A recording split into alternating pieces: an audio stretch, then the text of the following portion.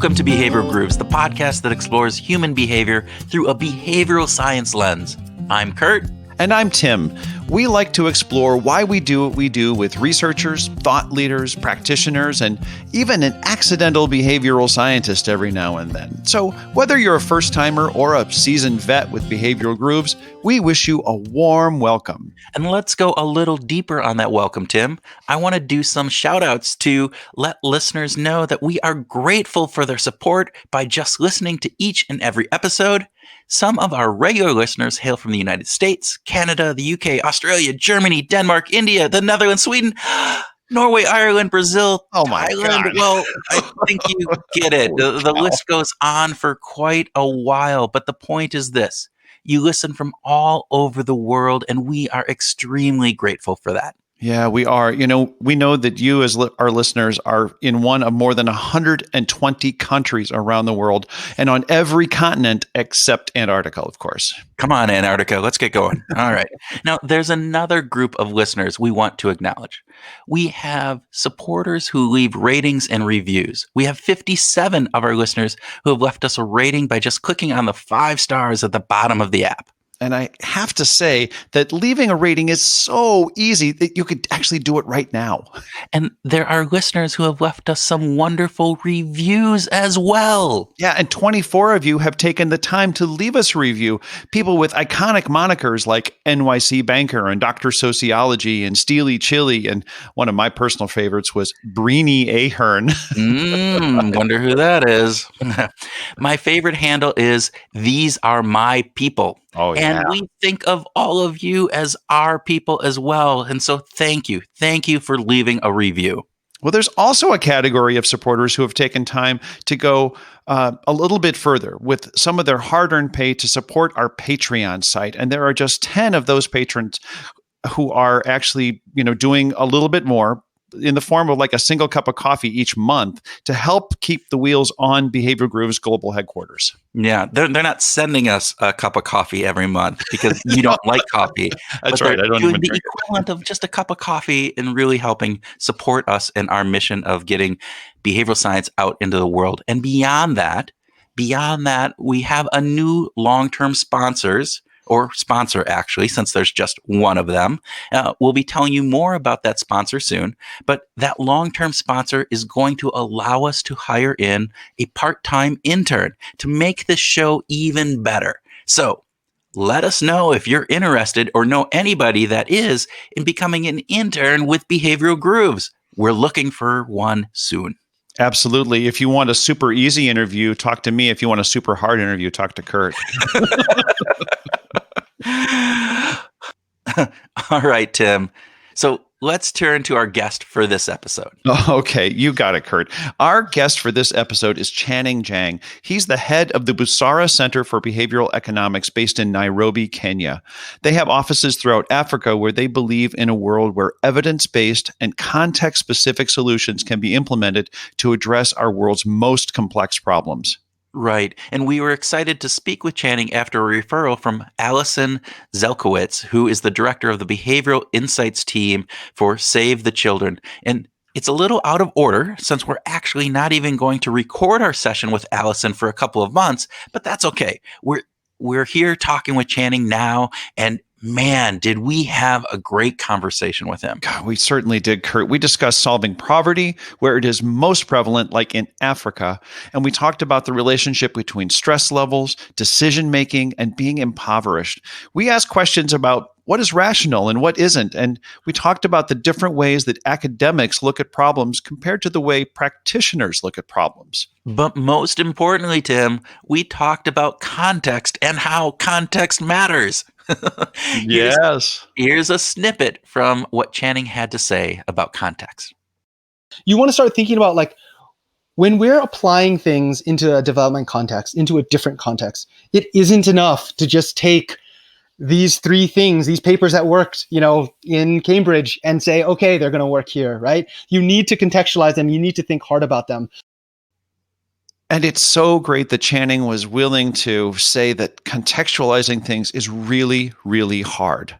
So true that it is really hard, but what isn't hard is listening to Channing talk about it. In fact, you might even find your groove by listening to what he has to say. Ooh. Oh, okay. So with that, we invite you to sit back with a fluted glass of sparkling context and listen to our conversation with Channing Jang.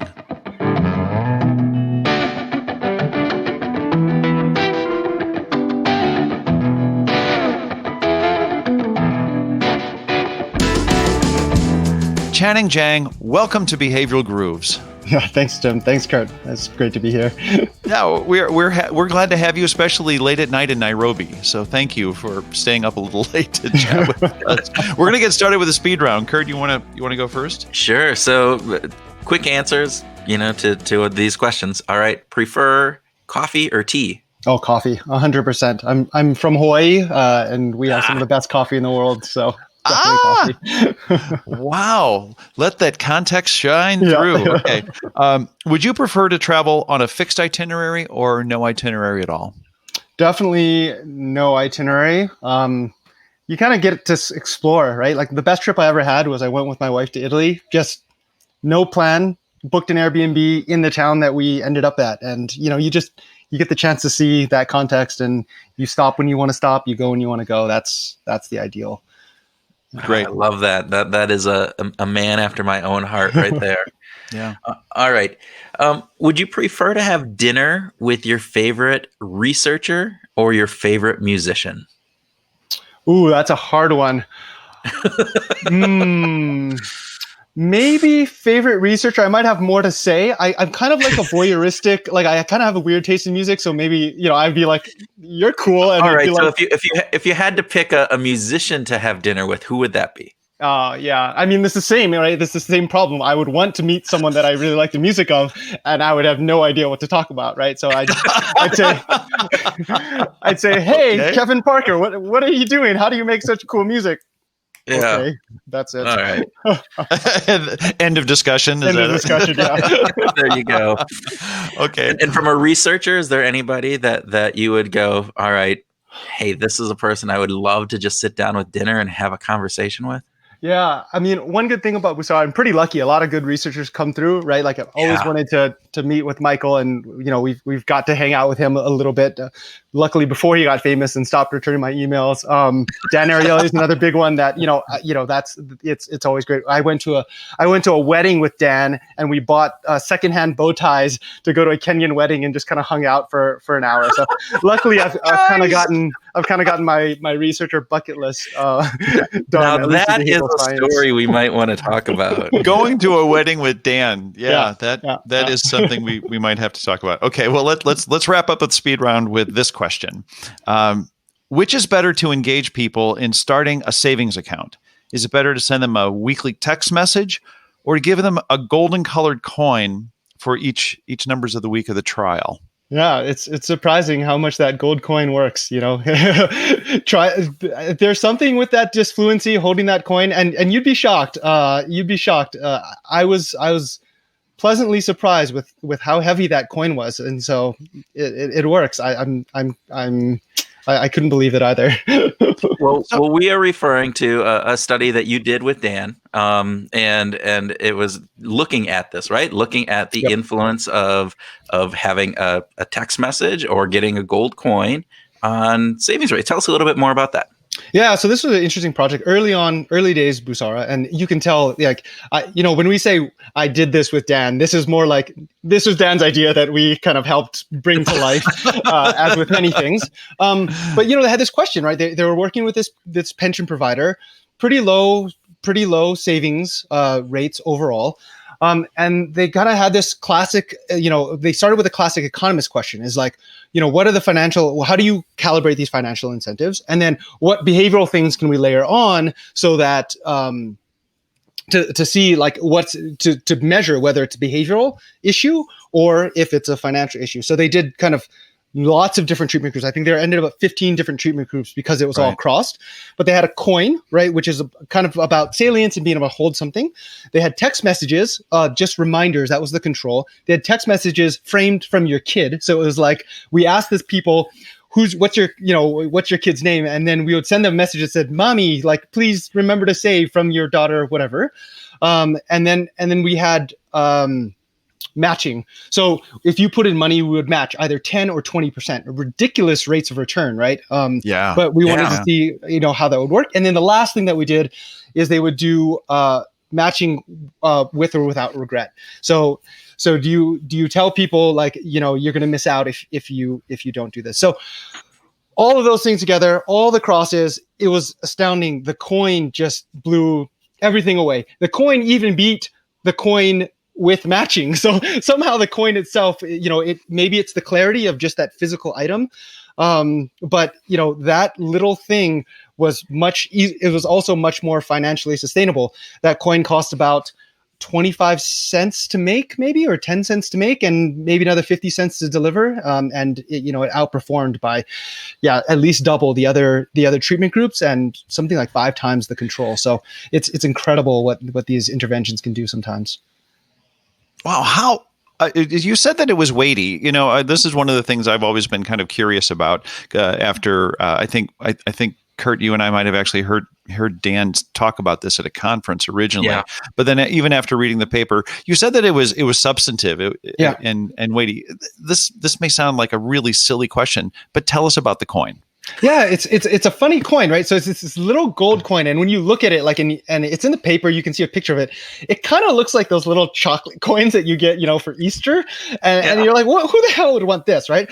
But then they take it out of the box, and we got this box shipped in from China to Nairobi on our doorstep in the lab, and it weighed like 70 pounds. It was ridiculous. It was like this big, and it was just like, and you take it out, and then you're flipping it in your hand, and it's gold colored. It feels like gold, and it's heavy. It's probably like a double a Sacagawea or something. It's really quite heavy, and it makes it feel really valuable. And what was really surprising is when we went back for our end line, so we did some like end line interviews with people. Everyone would bring out their gold coin and show us. Like, they were really proud of this coin. And I don't think it would work with something that was like half the weight or made out of tin. This thing was like really, really heavy and weighty. It had numbers all around, and we messaged them every week to say, if you saved, cross the number. If you didn't save, put a tick underneath the number. And it was like a little advent calendar in a coin, and it was pretty incredible. Yeah, it's a calling card, so I bring it around with me now, and I pass it out to people. Oh, you do? Yeah. Well, it's interesting you talk about that they brought it out, right? That this was something that they wanted. They felt pride in. They liked showing it off. Obviously, that has to have an impact then on how they're thinking about it, and thus how they're thinking about making those deposits and savings and various different aspects of it. It reminds me of, Tim, some of your work that you've done with non-cash merchandise, where again, it's people don't talk about, an incentive where they earn money, but they show up that television set they got, or, the other piece that they get. Granted, this isn't a television set, but it feels like it has some of those same qualities of, you can be proud of this, and I can promote it to my neighbors and friends. Yeah, almost like reconsumption, right? Yeah. Like you get to have that experience every time you reach in your pocket and you grab the coin. It's like, oh yeah, this is working this is important to me, right? Yeah, on some level. Exactly. And I think that's the thing is, like, this was a savings product that was completely digital, right? So in Kenya, we have the M-Pesa system. So you have mobile money that you then put into a mobile wallet, right? So there's nothing physical about that transaction. You never see the dollars.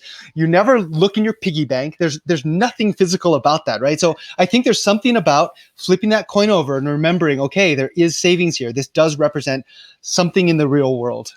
Yeah, that tangible piece. Yep. All right. So with that, can you tell a little bit to our listeners about what Busara is and help them understand what it is that you do? Yeah, sure. So I run an organization called the Busara Center for Behavioral Economics. It's based in Nairobi and kind of offices in around Africa and in India. It was started by a professor named Johannes Haushofer, who was really interested. He's like you should talk to him. He's a really interesting guy. He has a neuroscience PhD from Harvard, and then he got an econ PhD from Zurich, and then he did a postdoc back at Harvard, and he won this big NIH grant, basically. And We're not sure if all of you are familiar with the term NIH. The NIH that Channing is referring to is the National Institutes of Health, and that's an organization that works to prevent disease and improve health that's based in the United States. But NIH groups are actually operated in many countries around the world. Okay, back to Channing. It was looking at the effects of stress on economic decision making. So very similar to the scarcity literature, but very specifically focused on the mechanism of stress. And that's where kind of his neuroscience background came in. And so he got this big grant and he wanted to really study how stress affects poverty in the context of poverty, right? So I'm sure we'll talk about this more. Everything in behavioral science back then was really weird, Western educated, industrialized, rich and democratic. He wanted to start a lab there. So he talked to IPA, Innovations for Poverty Action, that does a lot of the, big development, randomized control trials, really the forefathers of a lot of behavioral development, even though, it's not thought of that way. And they set up a lab. And so when I started, it was about a year in, I was a PhD student, and we're really doing is implementing academic research, looking at the effects of stress on economic decision making. I'll go back to that because there's some really interesting stories around how to stress people out in the right context, and so we can talk about that later. But basically, the idea first was, how do we bring this context to academia, right? And with the goal of poverty alleviation, how do we do that? And it's one thing to start and run a really well-run lab that's of the same quality that you might find in any of the universities here in the States or in Europe. But then we thought, it's one thing to bring academia a better appreciation, a better context, but we're still not really bringing the policymakers to academia, right? We see it now, right? Like you run the study, it sits for a long time, you finally dust it off, it's a working paper, you publish it, even if it gets into the QJE, say, it takes you a long time to then eventually write the book, literally, that will win you the Nobel Prize, that will change people's mind about how to do development, right? And so we thought we don't necessarily want to wait 10 years for that to happen. And then we started really thinking about an applied side of behavioral science, right? So as it stands today, we have kind of two kind of arms. We work really heavily with academics all over the world to implement kind of their research agenda. And then we work in a very applied setting doing, applied behavioral science. This is the same stuff, similar stuff, BIT and Ideas 42 and BE Works. We basically trying to apply that academic sensibility into kind of real world problems. And so we kind of are sitting at that fusion a bit between those two things, like a lot of other organizations. We've been around since 2013. And have been kind of steadily growing and falling and growing and falling as the world changes and as COVID changes.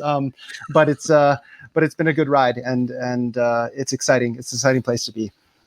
So talk more about this. For listeners who are interested in behavioral science and they hear you throw out words like practitioner and academics, the academia side versus the practitioner side, can you just spend a little bit more, especially from the Busara Center's perspective, Channing? Would you just talk more about those two terms and what they mean in your world? Yeah, sure. I mean, again, this might be way out there, so feel free to cut this. But I kind of think of it as in like a machine learning way, like a practical behavioral science. You're in data science, you're doing the machine learning. I don't really care why it works. I just want it to work, right? I want to change some outcome, right? But you really want to know, if you're an academic, why that matters, right? And I think you in general you do want to know why, but the academics really care about really breaking down candidate mechanisms into its smallest little components and testing those things against each other and getting really sharp hypotheses about these things. And in the practical sense, they're like, why aren't people downloading my app? And then you'll say, oh, there's this great literature on this other stuff. We can test all these mechanisms. I don't care. Make this thing work, right? And I kid, and that's, I think that's what the behavioral science teams at Uber and Google do. But it's not really different in development, right? People are trying to alleviate poverty. They have programs that they think are effective if only people use them, right? They have savings programs that are great if people use them, right? And so a lot of the behavioral things that you want to see is the same things you always see: uptake, retention, scalability, and we tackle those same things. So an academic, I think, is really interested really deeply in the why. And when you get to the applied side, you're like the how. How do you actually do this? How do you actually take some of these ideas and put it into a system, a much messier system, to get to the outcome that I really care about? So on the website, you guys talk about your 5 learnings that you did over the first 5 years of your existence, and it was, Yep. 1 is test for insights, apply for impact. 2 is impact starts early. 3, biases are local. 4, behavioral science is still weird. And 5, lab research is becoming easier and faster. So can you just help us understand a little bit about that? And then I definitely want to get back to like stress and scarcity and some of those factors as we go in, but maybe that can come out in some of this too. I'll just maybe just spend a sentence on each of them. I mean, the first one on testing for impact, testing for insights and applying for impact is exactly what I was saying earlier. Is that like when you're a practitioner, you don't really care why. You just want something that's going to work, right? And this is probably true for anyone that does applied work, whether it's if you're a consultant. Like, you have a really good idea and you're saying, but I just, let's test that as we go and we'll learn and we'll iterate. And they're like, no. Like, you tell me the idea, right? So for us, we try to take like a smaller setting, try to find the mechanism that we think is right. You don't necessarily need to tell the client about that, right? You need to come up with the thing that you believe is your best shot, right? And then you need to tell them, this is my best shot. You should apply this. And yes, along the way, if you can then evaluate that and iterate that, that's great. But not everyone has that luxury. And I think that's one thing that we've really learned. The second one, in impact starts early, is also really key. And especially this happens in development, or maybe this happens everywhere, right? Where like good ideas aren't really good ideas if they don't actually work, right? Like, so everyone is like, I have this great program. It's so wonderful. It's this multifaceted, multi-layered model that is really beautiful. But like, the only problem is people don't use it. I'm like, well, maybe that program isn't so good to begin with, right? So people come to us to get people to use their program, and I say, well, maybe you should have started earlier, a little bit earlier, thought through it, right? Whether it's within the myriad of behavioral science tools, right? It doesn't have to be just nudges, but just think more carefully when you're first starting out.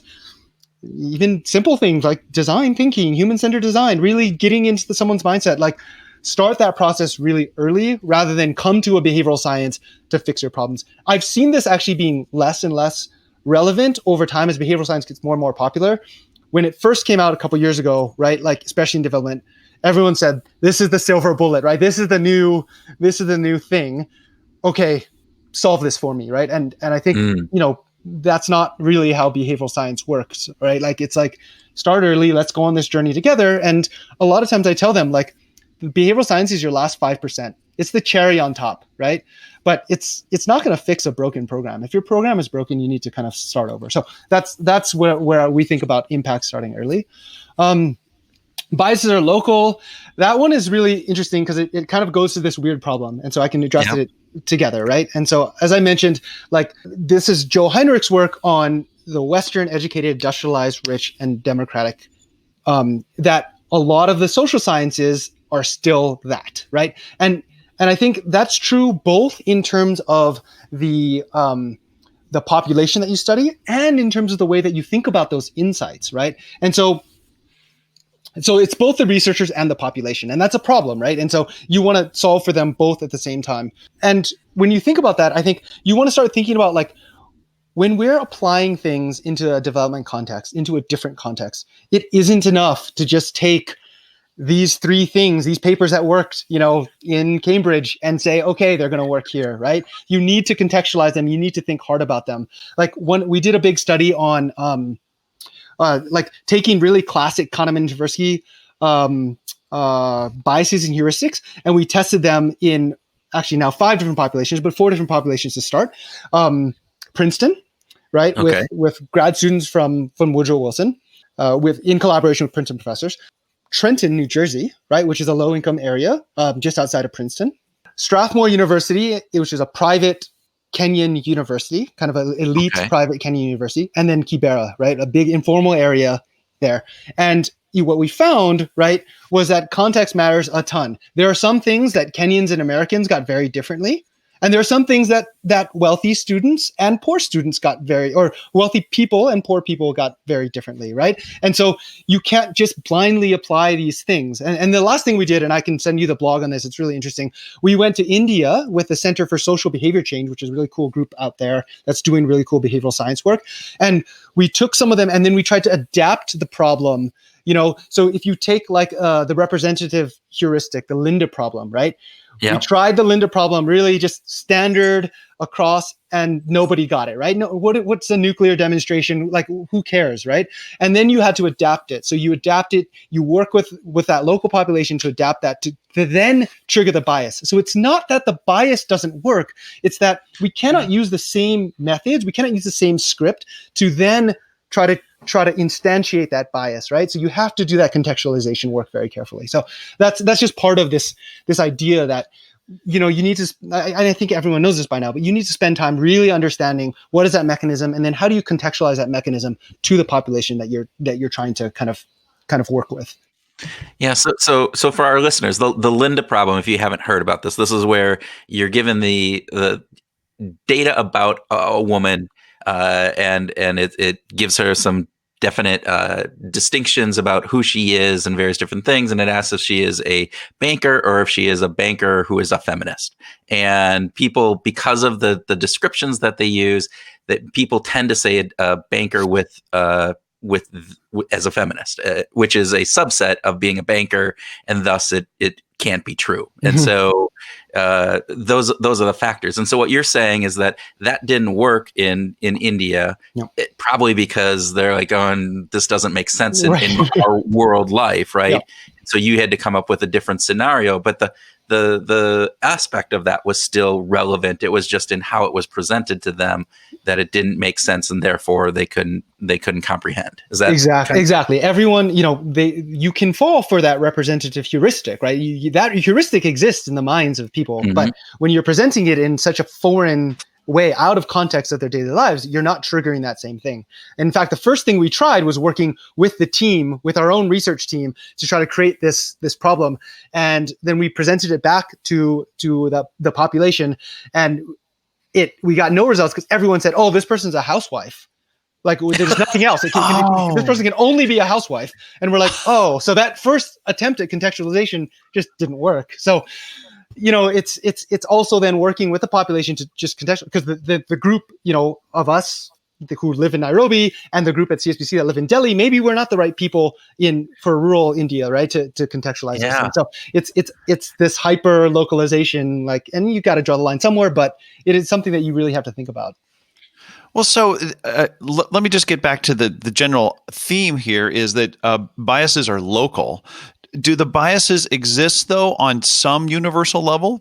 Do you agree with that, or do you disagree with that? No, I think so. I mean, again, I wish that we had the budget to really explore this. And, if anyone with deep pockets is interested, come talk to us. But I do think, I do think that some of these concepts that are being triggered have some aspect of universality to them. And maybe there's other ones that, we could find here in Kenya that then could just be triggered, in America or in Europe. And we just don't know how to trigger them, right? I think it is. It's just the way that we present it, the way that we try to pull on that heuristic is not necessarily going to work out of context. Yeah, I think that's a fascinating concept when you think about, all right, so is it the way that things are presented, or is the heuristic, is the bias universal, or is it only local in those certain specifics? And I think that obviously more research is needed, but oh my gosh, you think about all the things that could happen with that. And then, with the hard part about this, and this is the part I know you've talked about it at other places, is just, it's weird, is that the studies that have been done are on that Western educated, population. And so you don't have the information to be able to say in Nairobi, this is how this is going to impact it, or in, South America, in Brazil, in a ghetto, it's going to be this way versus, that. And I was fascinated with your work that it was both not just in location, but it was in economics and various different things. And even that, I think, again, many of the studies are done with college students who, again, economically probably better off than the vast majority of people. Yeah, exactly. Let's get back to scarcity. You teed up the scarcity. Tell us about some of the work that you're doing in the way people get stressed out and the way that they deal with scarcity in impoverished situations. Yeah. And again, this is, I think I told you guys this maybe even before we started. I'm a guy that fell into this situation. None of these ideas are mine. This is very much Johannes's idea and his work that he, of course, will very graciously say is built on other people's work. But is what he did his kind of PhD on and what he got this big grant for. And the idea is very similar to scarcity, is that people, there's a psychological poverty trap, right? That, it's not that that poor people are poor because of like some fundamental thing. It's that anyone put in the instance of poverty is going to act in the exact same way. So we wanted to look at this idea that when you are placed in the instance of poverty, you become stressed. When you become stressed, you make bad decisions economically. And when you make bad economic decisions, you become more poor, right? And it creates this kind of really vicious cycle. And so we did some work there in the lab. He basically did a number of different studies, and again, he can probably flame me on Twitter if I've gotten this wrong, but he did a number of different studies. So he did the study with Jeremy Shapiro on the question of, if I make people less poor, are they less stressed, right? So this is the very classic unconditional cash transfer study with Give Directly, where they gave people a year's wages and measured a number of different outcomes. Give Directly is now scaling that up all over the place. And he actually saw that when I give people cash, their cortisol levels go down. They become less stressed, right? The second thing that we looked at was, if we, let's test, different kinds of stress relief. Let's test cash versus health insurance, right? Which is a different kind of reliever of stress, right? Mm-hmm. That gives you a little bit of peace of mind. And so that we saw that a small amount of cash actually doesn't do that much, but health insurance actually does reduce stress, even when people don't use the health insurance, because we had admin data on it. They don't even use the health insurance. We also saw, and this wasn't in our pre-analysis plan, so take it with a huge grain of salt, that people literally slept more when they were on health insurance. They slept better, right? They could sleep at night. So that was a really cute thing that I thought that was there. And then the final thing that you want to look at then, right? If we think that there is this linkage between alleviating poverty and alleviating stress, does adding stress make your decision-making worse, right? And so really hard to do that in the field. Maybe you could look for some natural experiments, but we wanted to just test that in the lab. So what we did was we took a bunch of psychological, like from psych, we took those psych stressors and then we applied them in the lab in Nairobi, and then we measured economic outcomes. So there was 3 psych stressors that we used, or 4 psych stressors that we used. We use the Trier social stress test, and this is essentially you giving a speech in front of a bunch of other people. That's shown reliably in the psych literature to stress people out. And so you're evaluated, and you're speaking in front of a panel. The second one is the cold pressor task. You put your hand into a freezing bucket of ice water, and that physiologically raises your cortisol levels. So that's a physical stressor instead of a social stressor. And then I created a game that's supposed to be like a financial stressor. So it's kind of like a real-time common pool resource game where this pool of money grows over time. And if you press the button to collect it, you get all that money. But you're playing with 4 other people that all are going to press a button as soon as possible, right? Because if the 3 of us are playing and we wait to the end, we can all split $100. But I know that. So if I wait until 1 second before the end and click it, I get it all myself. But Tim knows that, so he's going to wait till 98 seconds and so on and so forth. And it devolves itself into this game where everyone presses the button immediately. Everyone's extremely frustrated, and that we hypothesized that caused some stress. And then the fourth thing, which they did, is they looked at hydrocortisone, right? Like actually administering hydrocortisone, a pharmacological stressor. And so they looked at these 4. Our job in those early days was to kind of pilot and try to look at these 4 different kinds of stress mechanisms. And that was the early days at Busara. That was the first kind of 3 years at Busara I was looking at that. And they just finally finished this super big, I think it ended up being the largest pharmacological study of hydrocortisone ever done. And it was with Johannes Haushofer, Nathan Nunn, and Nancy Xian, and they were looking at in-group, out-group behavior with pharmacological stressors. So, yeah. So and I'm dancing around the results. We saw, at least in the early stuff, lots of mistakes, which led to kind of lower power. We didn't see huge effects. I don't even remember what they were. I think the financial stressor had some effect on time preference, but we didn't see a lot on any of the other markers. Again, we might have measured it wrong, right? So two things that we did: we might have had the wrong inputs, the wrong stressors, and the wrong measurements. So. Mm-hmm. I'll tell you a story about the stressors, right? Like, and this is kind of funny and kind of cute, but I'm saying it more of a lesson to experimenters to think harder about contextualizing your interventions. And this is not an admonishment of the population I'm working with. It's actually an admonishment of us as researchers. So we did the Trier social stress test, standing in front of a panel, you're speaking to people.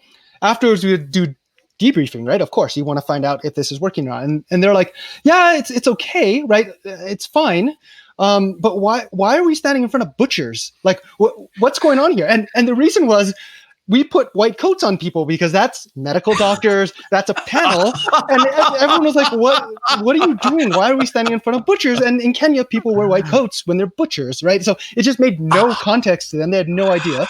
The second thing is, Kenyans love speaking. They love public speaking. If you ever go to Kenya, you'll see people can't wait to give that kind of hold court in front of people. So it wasn't very stressful for them. So that was kind of interesting to note. And so we might have gotten that wrong. And the other one we got wrong, I think maybe is when we're measuring time preference, right? Like, again, I'm a trained economist, but that's not my specialty. There's a whole bunch of stuff, literature on time preference. We tried different things. We tried titration. We tried, what was the other one? We tried the convex time budgets and all these other things. But early on, we realized that people were just like, would take any amount of money. It didn't matter. They want the money right now, right? And again, we hadn't really thought about how that really works when we were doing a titration. So a titration exercise, you want this much now or this much later. If you say later, I'm going to make the now more attractive. If you say now, I'm going to make the later more attractive. And they just always wanted the now. And I realized that the time horizons that we would look at are annual time horizons, right? That doesn't make any sense to someone in Kibera that wants money for stuff today, right? And a year from now might as well be forever. And so I think the measurement is wrong. I think there's a lot of learnings in there, but I think the thrust is right. I do still believe in the mechanism. I believe in scarcity. I believe that those are drivers of poverty and drivers of psychological poverty traps. But those are really interesting kind of early day studies on thinking about how we've gotten all these things wrong and why I think Busara is really important. And I encourage researchers to reach out to us because I don't want people to make the same mistakes that we did, right? Why make the same mistakes? Let's kind of work together to make the field better. Yeah, I find it interesting. You talk about this concept of time and with money, yep. and to that point, it is something that you go, oh, well, this is a standard that we are looking at a year out, various different pieces, and this is how it's worked. Again, it gets back to some of that weird stuff that we go. You look at the literature, and that seems perfectly reasonable to do, and yet what it sounds like is there's probably some local biases there. Maybe the culture of nobody even thinks about saving for a year out and various different pieces, but that's stuff that you need to know and figure out. That is, it's mind boggling to think that we make these assumptions so quickly and so readily that it doesn't even come to bear until we do something. And it's like, well, this right. Yeah, I was reading a thread on Reddit the other, and if you want to be a good behavioral science, you should look at Reddit, especially the explain it like I'm 5 or ask historians. But someone asked why is it that perspective in paintings wasn't made until the 1800s, right? And people responded, well, it was a little bit, but they were optimizing for something completely differently. And one of the interesting things is someone said, and again, this is totally unverified, but it made sense to me, so I'm going to say it again. This is how misinformation spreads, by the way. But someone said there, once you saw a photo, you could think now of a canvas as a plane into a deeper field of view.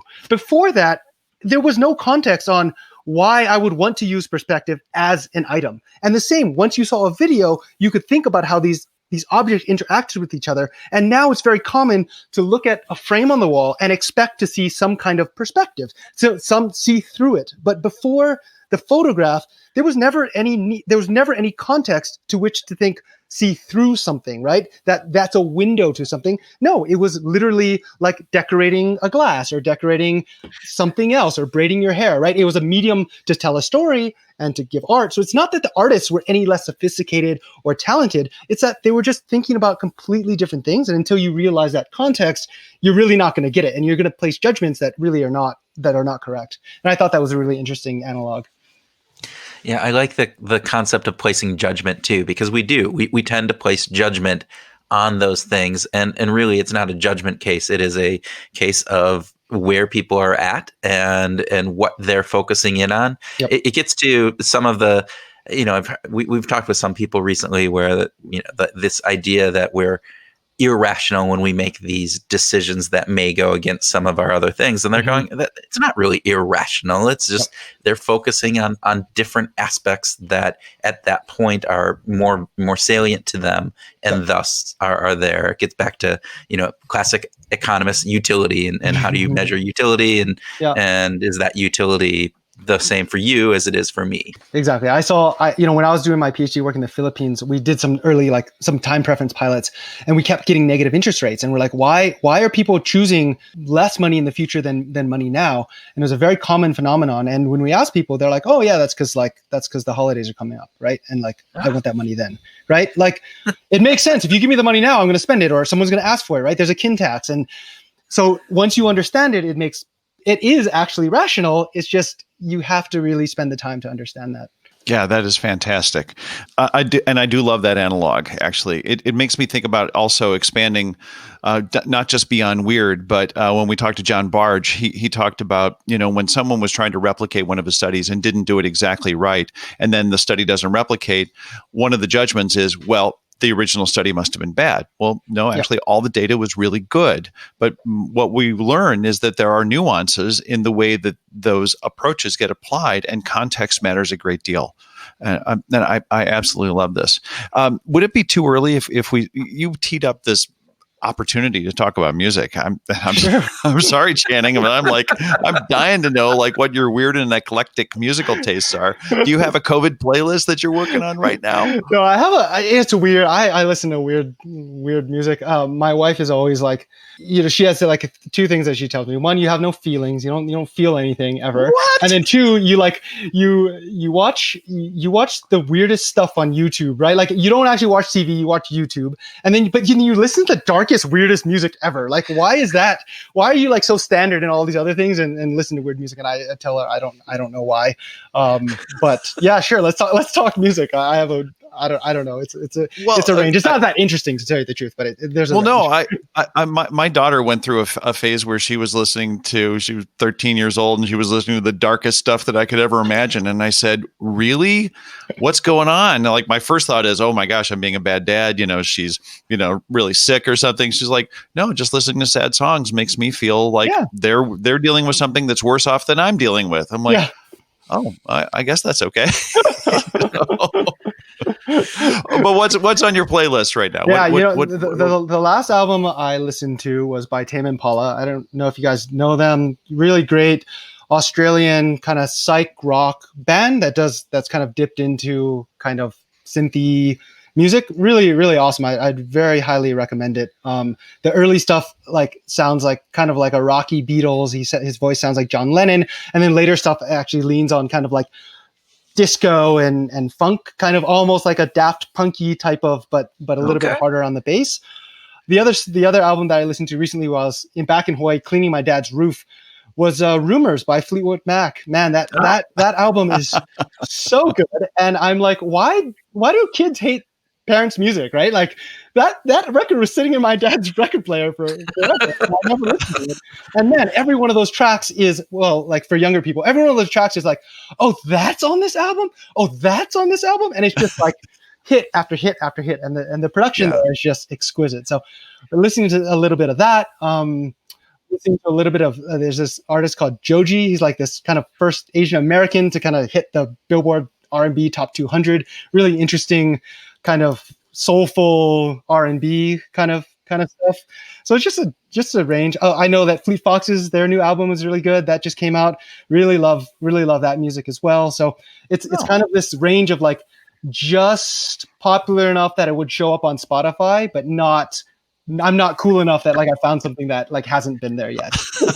Well, it's you talk about Fleetwood Mac, and I think they got back up into the top. I think Rumors got back up into the top 100 from the TikTok video that the guy going with his cranberry juice and skateboarding down to the Fleetwood Mac song. So that's how our kids. It's funny. I have kids, that are 13 or 14 and 10, and my 10-year-old, she gets her music from TikTok. I mean, that's how she finds and likes music, is what gets played underneath all of these memes that TikTok uses, and they do it. It's a fascinating way of thinking about that. And they use a bunch of the music that I used to listen to. And so it's kind of fun. Yeah, it kind of recycles. One of my favorite YouTube channels is a guy that like watches classic rock with his kids, and just like, it's like, my kid reacts to the first time to Freddie Mercury, and you're just like, oh yeah, that's pretty. And they're kind of like, whoa, this thing hits harder than it should. Like, this is really cool. So like, I like that. I think there's a lot to learn from older generations' music. Wow, amazing. Okay, so do you like to listen to music while you work? Yeah, I do. I'm one of those people. Like, I haven't gotten into that lo-fi thing yet. I just like listening to albums and going into it. Working from home isn't good because you can do that. But I'm a big kind of listen to music and kind of go deep into whatever I'm working on for sure.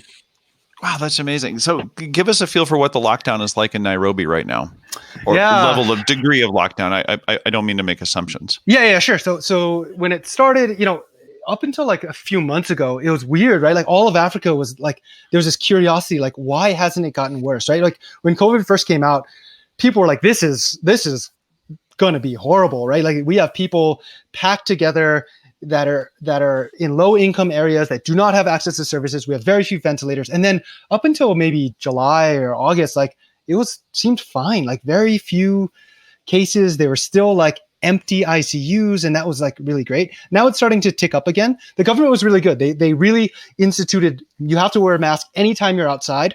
And so most people do it, and especially expats, because the police now have an excuse to get more bribes out of you.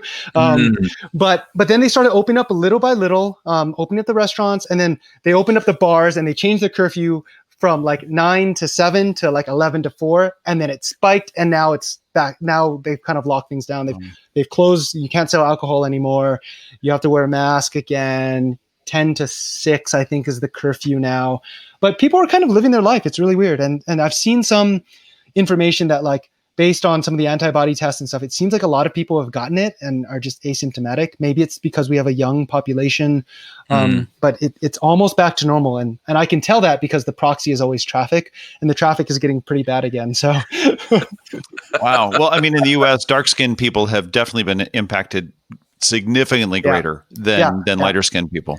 And there's been discussion about possibly connection to vitamin D on that. I would think Nairobi has got a lot of dark skinned people. It is. The risk could be significantly higher. Yeah. And it's surprising. And let's see how it comes back. If it, as the trajectory starts to go back up again, maybe we just missed it. Maybe it was just like a slow first wave and we're going to hit it. But so far it seems like it's been relatively spared, but again, I'm not gonna go for it. Well, it was interesting. We talked with Anurag Vaish from India, right as it was kind of big in the United States early on, and it was just hitting there. And he was telling some of the same things. Look, we have a number of people in poverty. They are smashed together in these locations where you can't social distance, and we're just waiting for it. And actually, India did get it pretty bad for a while. So there are those things that the crazy thing about this is that it's just so uncertain and unpredictable.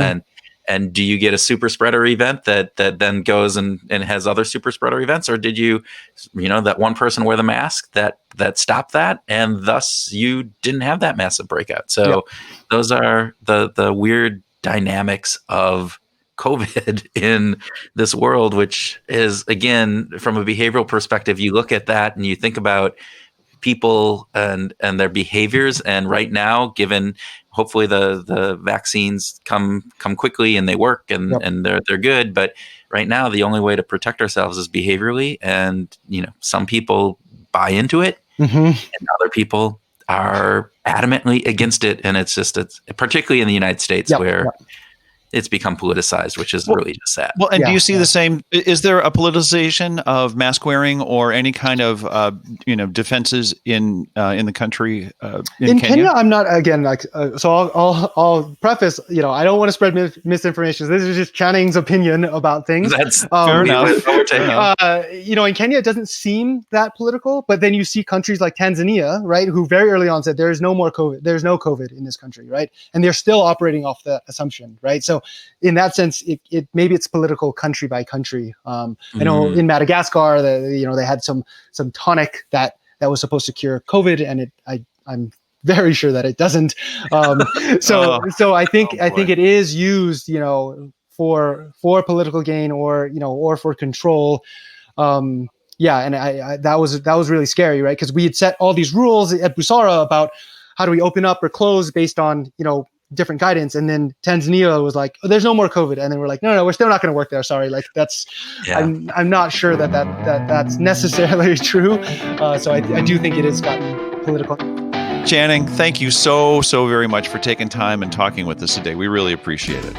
Yeah, thanks, Tim. Thanks, Kurt. This is great. And if you guys are ever on this side of the world, pop down to Nairobi. It would be great to have you.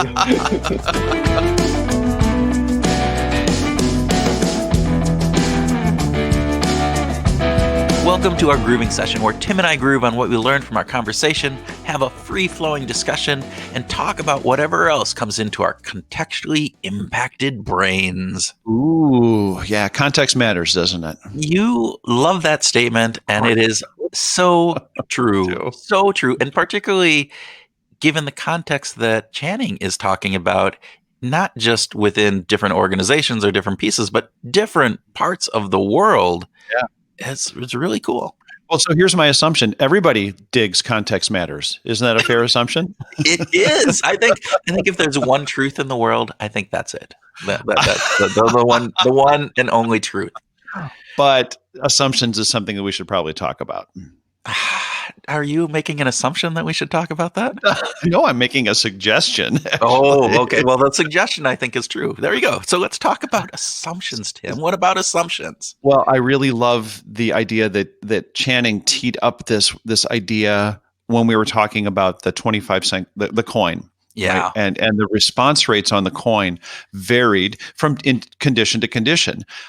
My assumption was that if you give someone a coin and you give them the rate of great rate of return, like 20% or 10%, that's going to reward people more and engage more people than if you just give them a coin. But that's not what the data said.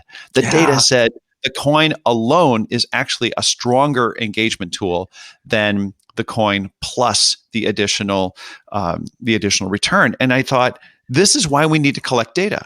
This is why assumptions and intuition aren't always right. So we need to test stuff. We need to study stuff. We need to put them into situations where we can suss out these different aspects of the data and understand what the best and most engaging tool is. Well, and this is one of the things, too, that we realize that organizations often miss. And we've talked to a lot of people from Charlotte Blank to Michael Hallsworth who talk about, you can do an intervention, and that intervention shows a increase, but you're not knowing if that increase is as big of increase as you could get. Michael Hallsworth talks about, we wrote this one letter, changed it up, and that showed a 2% increase. But when we compared it to these 9 other letters that we had, that 2% increase was one of the bottom ones versus, some of these others that showed 4 or 5 or 6% increase. Don't quote me on those percentages because they're probably wrong. However, the illustration purposes only. Illustration purposes only. The idea is that we need to test and to look at the data to really understand what is happening, that we base our assumptions on reality and not just on gut feel. Wow, that is a statement to take to the bank. Let's use. Is that with your coin and the 10%, or is it just the coin alone that you're taking to the bank? No, that statement was pretty rich. What stood out for you? Where do you want to take our grooving session, Kurt? Oh man, I could take our grooving session so many ways. I think really an interesting piece of this is just before we even get into to just some of the conversations that we had, is the work that Busara is doing, right? Is Fantastic. fantastic. And, they're founded to help solve these really big problems, like eliminating poverty, like looking at different things. And the way that they go about that work, partnering with practitioners, Ideas 42, BE Works, etc. Sometimes, universities, Duke University, and maybe in the future with, the Lantern Group and Behavior Alchemy, right? That'll be one of those things that we can maybe dream about, right? Let's get in line. Yes. Get in line. But those are really, I think, cool aspects and showing that there's power in applying behavioral science to real world problems that have seemed pretty insurmountable in the past. And that, behavioral science isn't necessarily this magic wand that you can just wave and be done with it, but it's giving you some more tools, really looking at real world data and taking all of that and making a big impact on people's lives. Yeah. I've thought of behavioral science as being very horizontal, that the application to virtually any kind of human issue could be at least addressed, if not solved. But it's certainly at least addressed with the application of behavioral science. And I've got a more nuanced view of that. And it starts with our conversation with John Barge when we talked about replication and about context and about how the setup of one room might be slightly different. The color on the walls in one study room might be different than the color of the walls on a different study room. And that tiny little difference in priming could have an influence on the way people respond in even in a lab situation. And Channing just drove that home. That context is such an important part of what we're doing, that in the effort to solve a problem as huge as poverty can use a set of very horizontal tools like behavioral science, but it's going to have to be applied in very context specific ways. And I love that Busara Institute is doing that. I'd love to see corporations, wouldn't it be cool? Sure, Uber and Google and Facebook, they kind of say that they've got an internal setup, right? But what if companies like IBM and Verizon and Vodafone and major organizations had ongoing partnerships with universities to engage in the study of this work, to do these applications in a context sensitive basis? I think it would be fantastic.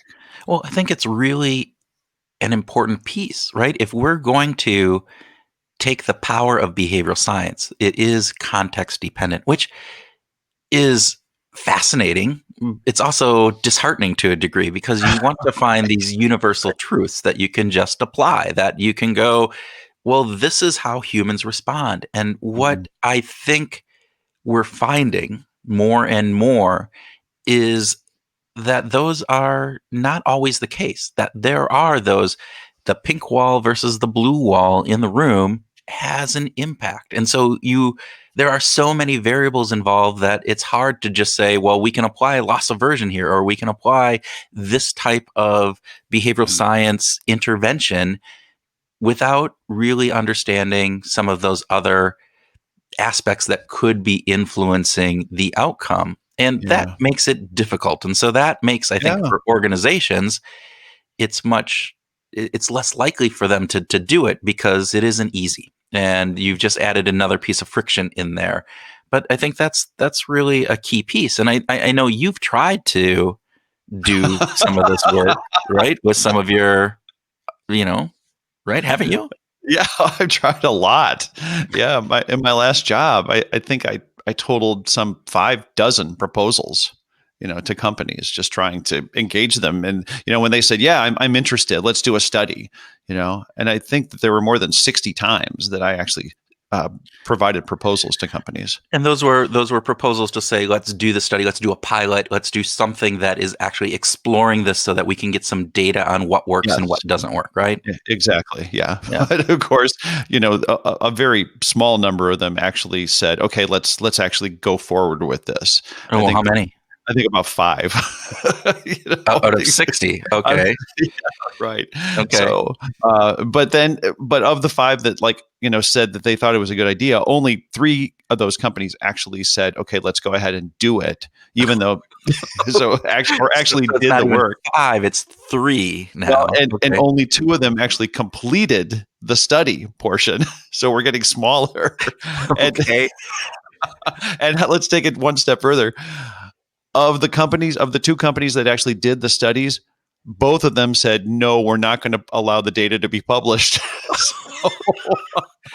So what you're telling me, Tim, what you're telling me, Tim, is that you wouldn't make a good salesperson, or that you need to take a few more lessons from Dr. Cialdini. Is that what this is? You need to be able to persuade people a little bit more. Yes. All joking aside, I think that you're pointing to a cultural norm within organizations. Right. There is this idea that why would we want to study something? And I think it's been reinforced in many of the corporate literature that's out there about just do it, going in and just, applying, trying things as opposed to testing things. And to a certain degree, I buy into that. But then I also look at this and go, but we don't know what we don't know. And so the only way that we can do that is through some of these testings. And yes, there are friction points to that. It costs more. It slows things down. It could show that the favored idea by the VP or the president doesn't work, and then they're going to lose face. All of those different factors are involved, and that makes it hard to get companies to agree to. But yet, if they did, you can maybe get some of that. You can understand that, wow, the coin by itself works versus the coin and the increased percentage of return of rate.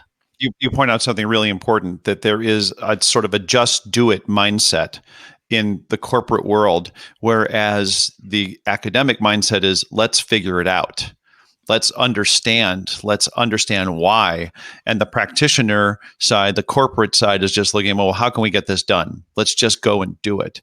And it would be wonderful, really wonderful, if we could have more of a mind shift in mind state or mindset in the corporate world, to have people who don't get canned for asking the question to start with, and can ask the question, why are people doing this? Let's try to understand this better. I think that would be really cool. Well, and to a certain degree, I understand this. I don't care why. I just like the results. But if you understand the why, you can replicate it much easier, or you can understand maybe even better how you can get even better results. So right.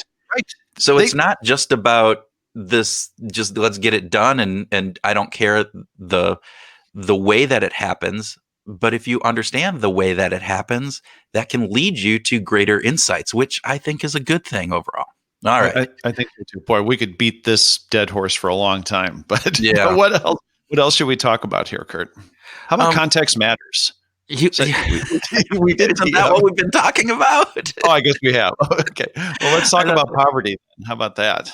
This was an interesting aspect where Channing is talking about the work that they're doing with poverty and looking at this and this idea that poverty plays a really big impact on the behaviors that people are doing. And so the idea that poverty itself is impacting those behaviors and kind of a reinforcing loop on some of the stuff is really, I think, important.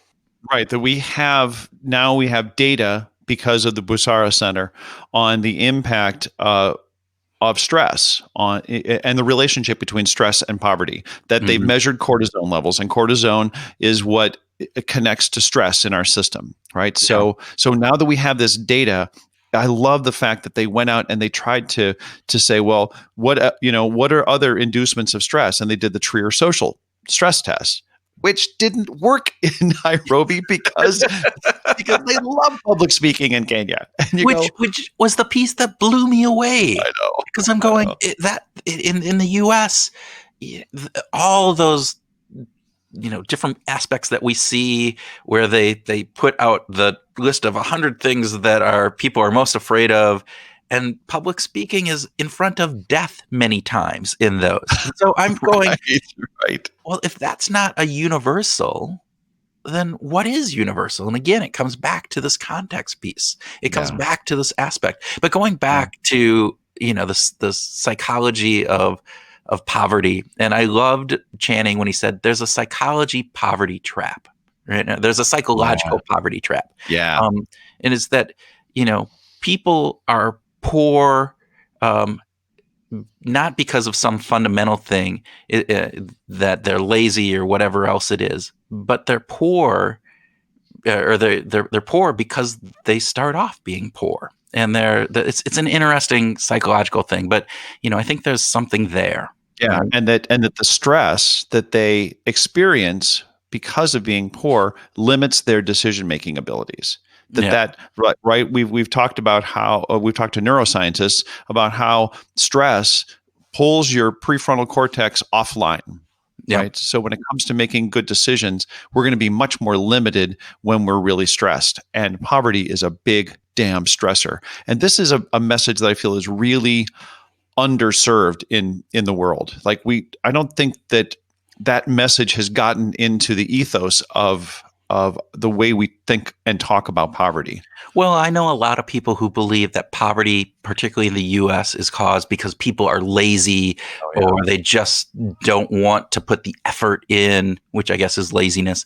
But this idea that there is something fundamental about the person that is causing them to be lazy. It's the just world hypothesis, right? That comes into this component. And in reality, I mean, there's research that shows that, hey, poverty can actually be associated with a decline of IQ by 13 points. That was done by Sendel Mullinath and Eldar Shafir and et al. Right? Right. Yeah, that's fantastic. And an IQ decrease of 13 points is almost one standard deviation on a typical IQ test, which that's huge. That means that you are taking people who, if they were at a normal standard IQ and you place them in poverty, they would all of a sudden become, at a decreased intellectual capacity for that. Right. Which makes sense. And they talk about it. Sendel talks about it, and he's saying that it appears that poverty itself reduces cognitive capacity. And we suggest that this is because poverty-related concerns consume mental resources, leaving less for other tasks. It's this idea of scarcity.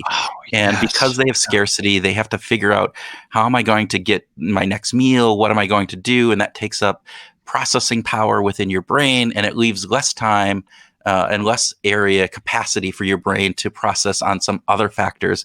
And so you're losing that ability to think coherently and rationally. And it is very, very difficult for someone who is not in that situation to actually put themselves. It's very difficult for me to imagine what it's like to not be able to make those decisions, to be stressed so much that I'm not even aware of the stress, and that it's impacting my decision making to a degree that I would be acting as if I had 13 points lower IQ, which for me would be death, basically. I wouldn't even be alive at that point. But my God, it's hard for us to really put ourselves in that situation. But I think I would really love it if this could enter the common conversation about how we go about dealing with poverty. Well, and I think one of the interesting pieces of this is that, all right, if there was just one study that showed this, you kind of have to look at that and go, I don't know. But there have been multitude of studies that show this relationship between stress, poverty, and IQ, and it's causal. And there was some interesting research on like longitudinal. So if it's not the fact that you're poor creates this. If you are rich and you lost everything, it applies to you then too. So So those are really interesting pieces. And to your point, it's hard to imagine it, but yet we know that this happens, and it could happen to any one of us, which I think, back to your point, how do we then change our viewpoint on poverty and what it does, and how do we create some of those elements that become systematic with poverty that kind of do that reinforcing loop, and how do we break that loop? You teed up the idea of rational versus irrational or a little bit earlier, and I wanted to spend just a short minute on that, because Channing teed up this idea of questioning what is rational and what is irrational. Right? From an evolutionary perspective, we're gaining a better understanding of how a lot of our what we call biases and the heuristics, right? These rules of thumb that we use for decision making are really well, they come from really good places in our evolutionary history, but don't necessarily fit into the world that we live in today. Right. We're talking with Tim Ash, actually. I think it'll be in the next episode that gets published. And he talks about that. But I think it's really a good point to think about is we label things as irrational. And I think that is probably a wrong way of labeling them. Kuhn Smets actually just tweeted out this idea that we need a better definition for irrational and rational for the social sciences. And I could not agree more, because I think that it does a disservice when we say it's irrational and so then we just have to get rid of it. No, there has been some point where much of this actually has a reason for it, and it just either is, again, contextually based, where it doesn't fit with the context that's going in, or we just don't understand why that is, and it's not necessarily irrational, it just is not apparent. And so, and again, Channing talked about this and this idea that, people might take less money in the future than more money now, which seems irrational, right? But they understand their own, if I get that money now, I will spend it. And so it's almost, it's this Ulysses kind of contract for them. Absolutely. Look, I know I will need that money around the holidays, so I will forego getting the money now and get that money later. And so when you understand what's behind that thinking, that makes rational sense. But if you just looked at it on face value, makes no sense at all, and so thus it gets labeled irrational. Yeah. So again, context matters. All right. I think that's what we should just have every episode be around context and context. That would be great. I would love that. Oh, well, with that, people, hang on, because Tim is going to come back with a bonus track.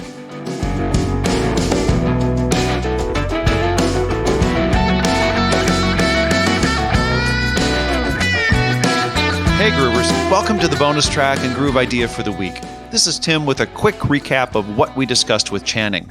First off, we discussed solving poverty where it is most prevalent, which is why Johannes Haushofer went to Africa to see what could be done, to work with the most impoverished nations on earth. And we thought that was really important. We also examined the definition of what is rational and what isn't. And we discovered that though all humans might share certain biases around the globe, that way that we experience them and the way that we test for them, well, that's going to be different. That's going to be contextualized. We also talked about the different ways academics look at problems compared to the way practitioners look at problems.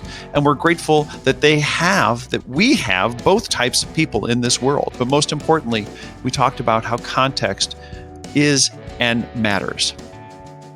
Channing reminded us that contextualizing something can be very difficult. In fact, it can be really, really hard work. And for problems like that, I'm glad that we have people like Channing to lead the way in solving for them. Okay, Groovers, For your groove idea for this week, we'd like you to consider what Channing said about your hydrocortisol levels, how they increase when you're stressed, and how that leads to poor decisions. Can you think of a time when you were really stressed that you made a bad decision? What things were you considering, and what might you consider doing the next time you're stressed and being asked to decide something? You might be able to wait. You might be able to calm down and feel less stressed. We recommend taking a few deep, purposeful breaths to help calm down, focusing on breathing deep in your lungs and exhale. If you just do this 3 to 7 times, you might actually improve your decision making and help you get back into your groove. Well, give it some thought and let us know what tips you've got. We'd be happy to share them. So thanks for hanging out with us for this episode of Behavioral Grooves, and we hope that this week you stay healthy and you do your best to stay in or find your groove.